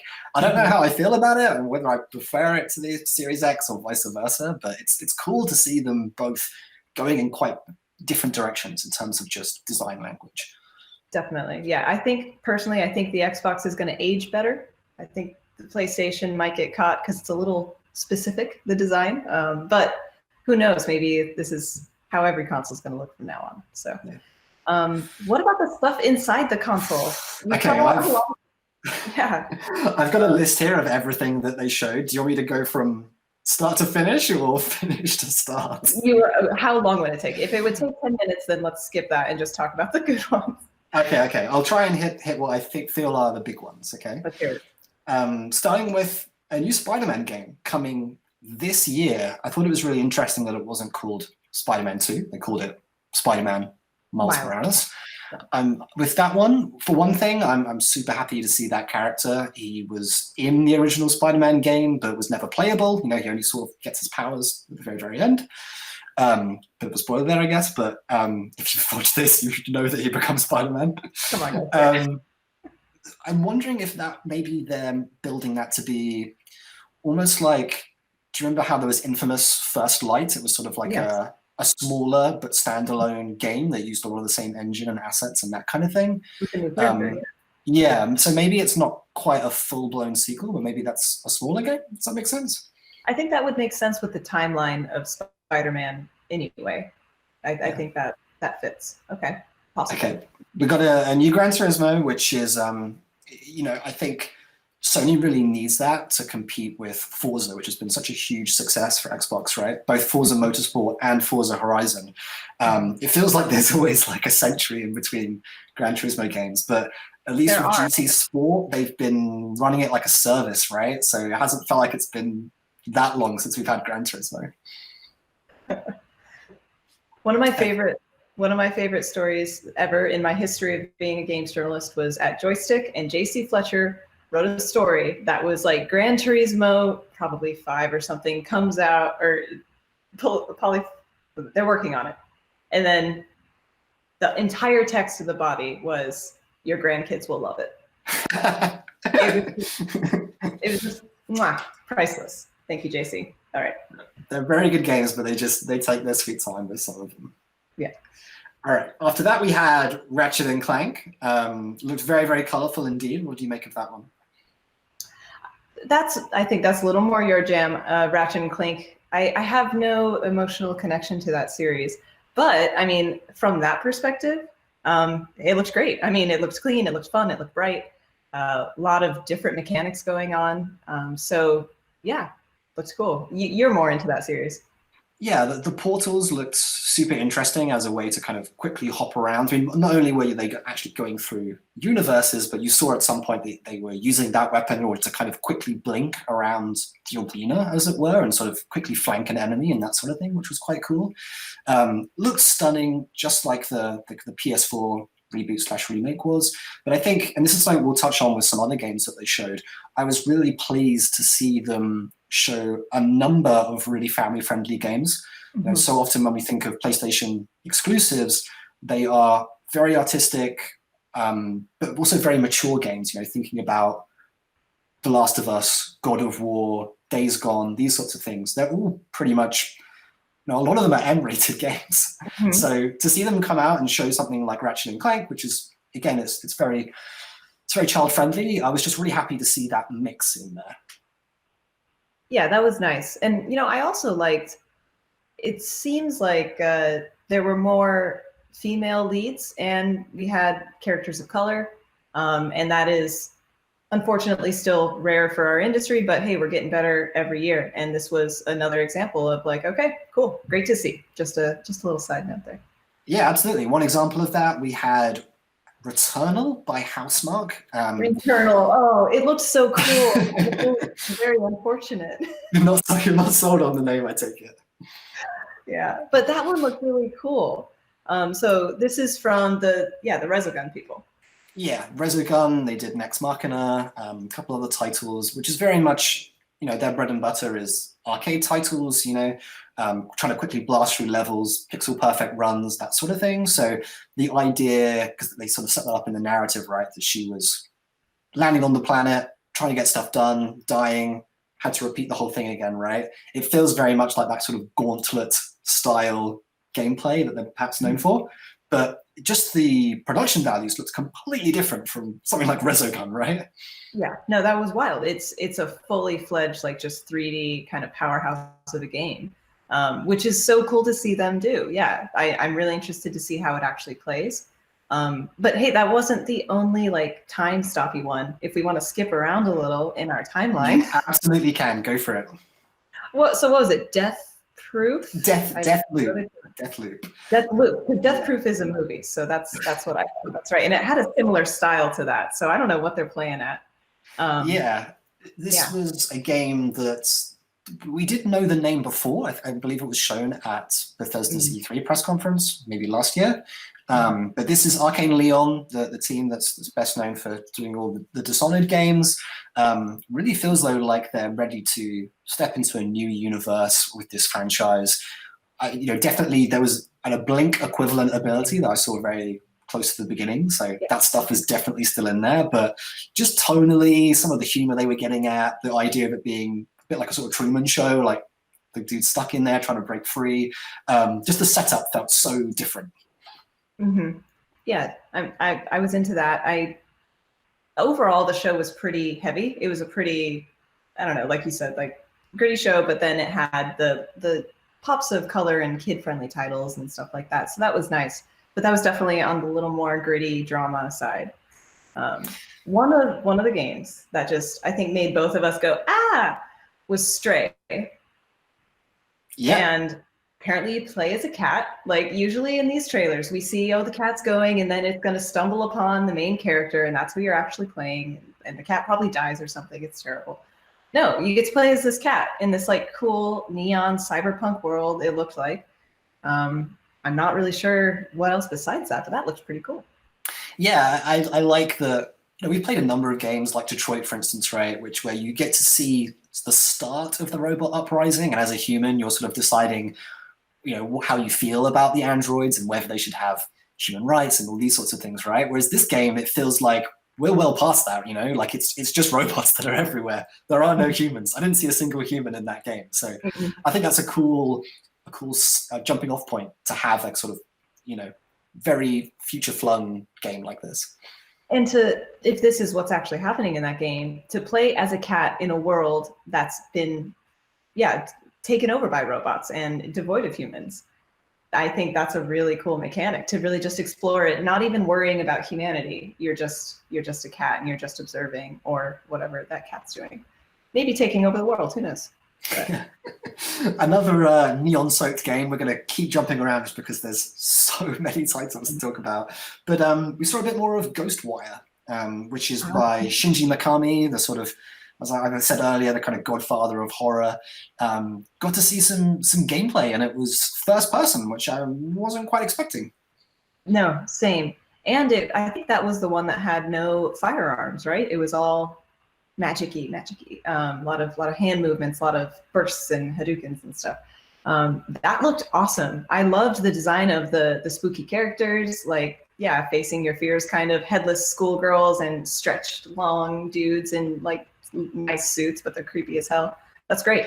Yeah, I was getting a sort of hint when I was watching it that maybe there's a sort of our world and the supernatural world, and you're able to kind of hop between the two sort of thing, which is a really nice idea. I mean, I love playing games that are set in Japan, Yakuza, Persona, these sorts of things, but to kind of have that, sort of other world going on in the background and hop between them, it's like, I really love the art direction for it, and I want to know more about that world. Like, why is it the way that it is?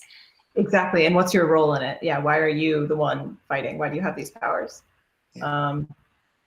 Okay, what else did we have? My goodness. Oh, Jet, The Far Shore. So that was the Super Brothers thing. Yeah, so this was the one I was saying, it looked like it was entirely vehicular. You sort of saw a kind of speeder ship, going across the dunes and stuff in this grand scale. And I have no idea what the gameplay is like and where the quote-unquote challenge is, but it looked beautiful. Yes, yeah, I'm into that. It's kind of like it's when Microsoft showed off Below at the beginning of the Xbox One life cycle, and yeah, so this one hopefully comes out, sooner than 6 years later or whatever that was. But I didn't think that had a date. Oh, maybe holiday 2020. Actually, it looks like we have here. Overall, what did you make of the indie studios they decided to highlight? I'm thinking about Super Brothers. The team behind Hyper Light Drifter, Housemarque, they really picked the cream of the crop, it felt like to me. Like, these are names that people who love games know about, right? And I would include in there Young Horses, the Octodad crew. Like, Octodad is a huge game, and it's kind of that kid-friendly vibe, but their humor is not necessarily for kids. It's that game looks like it could have a lot of depth and a lot of surprising, fun moments. So I'm definitely into that one too. Yeah. What was that?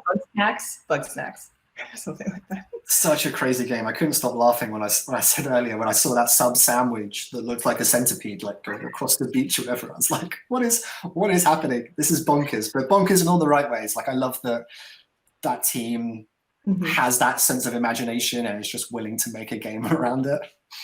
Yeah, that's awesome. Yeah. All right. A few of the big hitters towards the end. The one that you were highly anticipating, we got to see it, Resident Evil 8. What did you think of it? Well, yeah, so Capcom's really good at like sneaking a Resident Evil reveal into shows, because I remember, I believe it was last year, they snuck something. I don't know, I forget what, but either way, they sneak reveals in, and that was really good, because again, I did not realize it was Resident Evil right away, and I don't think you did either. I'm into it. It's going to be Resident Evil. It looks like a totally different setting, new characters. I want to know what that werewolf's all about. So, I'm definitely down, and I think that game's going to sell like hotcakes, of course. Yeah, at the very beginning, you did see some shots that were in first person, so I'm assuming that the game is first person, like Resident Evil. Moving forward with that, yeah. Now on, yeah, let's see this bit here, which I think is great. It's really sets it apart from the old chapter, I want to say, the last chapter of Resident Evil games. This really feels like a kind of new era for the franchise, and one that's just been, when Resident 7 came out, people were unsure about it, and then it was such a smash hit that I'm really glad that they're doubling down on that with this one too. Me too, because either way, Resident Evil 7 was fantastic. I don't know if that was because of the controls or if that was because of the perspective that it was in, but it definitely felt like a very smooth, seamless game. It felt like it was supposed to be in that perspective. So yeah, I have high hopes for 8. I can't even tell. Is it modern day? Where is it? Where is it in the timeline? I literally have no idea when I'm looking at this. They were dressed to the nines for Victorian era, but that can't be. No way. Yeah. They had lights and stuff. They had flashlights, didn't they? Yeah. No way. Yeah. Oh, well, is it electricity? Were those light bulbs inside that big castle? I can't tell. We'll see. We'll have to find out. I guess we'll see. We also got. Sorry, go for it. Hitman 3. Yeah, Hitman 3. I said I'm just so happy that team. When they made the first rebooted Hitman 1, they went for this episodic approach. Didn't quite work out of the gate. I was really worried about that franchise. Was it going to survive? Would they have the money to continue forward? And they seem to have recovered so well. Hitman 2, again, I think for its audience was just exactly what they wanted, and I think they're just going to do the same thing with Hitman 3. Let's just build more levels. Let's just make it prettier, right? And people are going to be really happy. Yep, I'm down with that, definitely. Yeah, so really, really cool to see that. Yeah, I guess just, man, so many more things to talk about. We got the Demon Souls remake that was heavily rumored. This is, I think, every From Software title at this point, because they've remastered all of the Dark Souls games, right? This must be everything from Demon Souls forward that they've done. Now they have to move forward now. Let's go. Yeah, it was pretty much all CG, right? I don't think we got to see too much in the way of combat, moment-to-moment combat, but I just trust Bluepoint so much after they did Shadow of the Colossus that I'm sure it's going to be great. Yeah, definitely. And it's been you know, when did Shadow of the Colossus come out? I feel like it was quite early on in the PS4's life cycle. So they've had a long time to work on this, and I'm sure they're going to give it the sort of treatment that it's due. Yeah, and they've really been working. They've been working on something for a long time. So this is it. That's going to be pretty good, I would think. There were also rumors about something Bloodborne related, maybe, but that didn't show up today. I'm fine with that personally, given that Bloodborne was a PS4 title, but I know some people were expecting that as well. That's okay. Yeah, they can deal. So the big one for me, though, I think was Horizon Forbidden West. That was, I honestly, like at the beginning of that trailer, again, I was like, I don't know what this is. And then obviously that's what it was. So new monsters, like we have new robot creatures. We have a new storyline. It seems like she's going to travel to different parts of the world and just like really get down to it. There's a mammoth, a robot mammoth, and that's huge. That's big news. Yeah, it's in the title, right? Forbidden West. Like it's. I think they said afterwards it's all based in the States, or that's like the main thrust of it is that she's going to be exploring the States. I definitely got to see. It felt like a much more variance in the locations. Like here, you get to see this beach. You know, she was swimming underwater, going past robotic crocodiles and this sort of thing.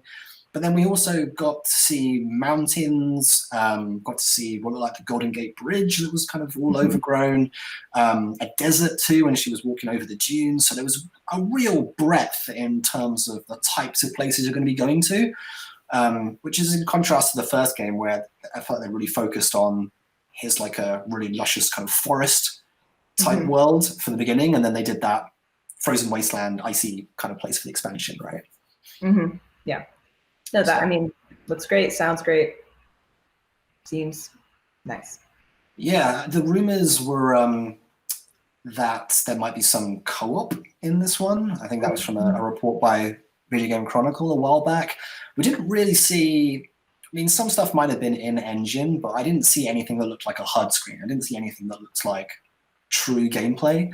But I think that's okay. You know, I think we got so much in the rest of this show that was captured, you know, clearly from a player's perspective, gameplay, that I was happy to have this one be a bit more kind of cinematic and a bit more kind of glitzy in that sense.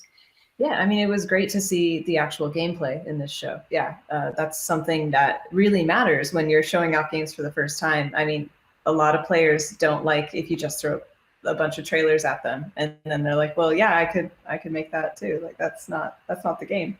So yeah, this is good.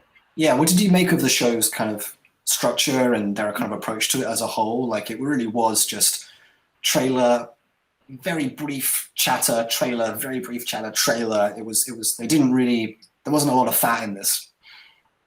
No, I mean, it was very serious. Yeah, it felt like, if this is the tone that Sony's trying to lay out right now, it's very dire, and it does seem very, very like dark and demure. It's fine, I guess that's fine, but I don't know. I think you could have more fun with it, guys. Yeah, we've seen prior E3 press conferences, right? They've had an orchestra and this sort of thing. There was that show where they move people around between different rooms and stuff. I really feel like they're trying to push it as we really consider games to be high art, right? We really want to be almost the HBO of video games. Like I feel like that's the sort of brand and image that they're pushing, which is why when we do see presenters up on stage, it's always, you know, very, very serious. And I do appreciate that in a way. I love that they think of games as art, high art in that fashion. But you're right, where compare this to any Nintendo Direct, and tonally it just could not be more different. Yeah, and it's like, I mean, we're all sitting through a lot of online presentations and meetings right now. Like a Nintendo Direct is a breath of fresh air. And then this event from Sony, well, it had a ton of trailers and a ton of information, you know, all that. It could have been a little lighter, but that's okay. We mentioned how, you know, in some regards, hey guys, I just got dropped. Putting most of you back. We mentioned how, you know, for some of these things, Sony's had a few missteps, right? They're like the Mark Cerny presentation. people thought that was going to be something else and were slightly disappointed afterwards. With this one, do you think they met expectations? Do you think they gave people what they were expecting? Yeah, so I think this actually went over better than Microsoft's presentation. I think Sony was clearer about what it was going to be. And I think players also had a better idea of what to expect after Microsoft's. So, you know, you go first and there's going to be some learning that happens in the first time. So Microsoft did their thing. And then Sony, I think, was able to tweak their own presentation to make it, you know, exactly what people were expecting. And that's the best way not to disappoint people. Just set their expectations very clearly. Yeah. Yeah, and then we got a little extra at the end with the actual console reveal. So that's nice. Yeah, absolutely. One thing I want to touch on real quick was we didn't see The Last of Us 2 or Ghost of Tsushima. You know, we chatted at the start about whether they would show them, you know, potential kind of upgrade, you know, upgraded version, and then how they would frame that. They had so many other games, they didn't even need to talk about them. Yeah, and that's fine. Again, those games have plenty of hype behind them right now. This is all about the future, not the past. So I'm very clear about that. No, very, very true. Microsoft has said that they're going to be doing kind of monthly style videos, like monthly directs. Do you think there's any like lessons they can take from this one? Because at least for us anyway, we were pretty happy with how this Sony show went. Mm-hmm. Do you know if Sony's going to do? I don't think they're doing monthly things. Not that we've heard about. I mean, they do have that kind of state of play format, but I don't think they've committed to how often they need to be. Yeah. No, I mean, give us news when we need it. Yeah, I don't need a weekly presentation outlining every little thing. I would like big news when it's necessary, clearly presented. So yeah, from that sense, I think this was a pretty successful show. They showed gameplay. They had a clear message, a clear tone, and then we saw the console. So what do you think? Yeah, I think there's things that they could have talked about. You know, we said towards the beginning, would they talk about services, for instance, have some kind of response to Xbox Game Pass, which has just been so successful from Microsoft. You know, they're now something like 10 million subscribers. We didn't get any of that. We didn't get any talk about the UI, library management, services, any of the sort of share play type feature, like none of that. It was literally just games, which I think is great. Some of that stuff can be saved, either just for blog posts, I guess, or stuff that's more, you could have a more system-focused presentation down the line, right? I think they'll have to. They're clearly going to have more videos. They're going to have more live shows. So whenever they do, we're going to have those on Engadget.com. I think we're going to wrap things up here. Thank you, everyone, for joining us, for watching these trailers with us, for seeing the reveal of the PS5 with us. It's white and black, and there are 2 versions, and it's got curves, guys. But yeah, I think that's going to do it. I'm Jessica Condit, senior reporter at Engadget.com. You can find me on Twitter, Jess Condit, Instagram, Jess L. Condit, 2 T's. Nick, where can you be found? Yeah, I'm on Twitter too, at NI Summers. But yeah, I guess more importantly, where can people read and watch our stuff, Jess? So we're on Engadget.com. Of course, that's where all the news is going to break. And we have a lot coming this summer. And of course, subscribe to Engadget on YouTube because we drop a lot of videos. We have a lot of cool stuff coming up, these new consoles. It's an exciting time. So I'm happy to share it with you, Nick, and with everyone else. Yeah, provided it happens, Engadget should be covering the EA event next week too, so that's definitely a reason to stay subscribed. But yeah, otherwise, keep reading, keep watching our stuff, and thanks for tuning in. We super appreciate it. Yeah, thanks, guys. Bye.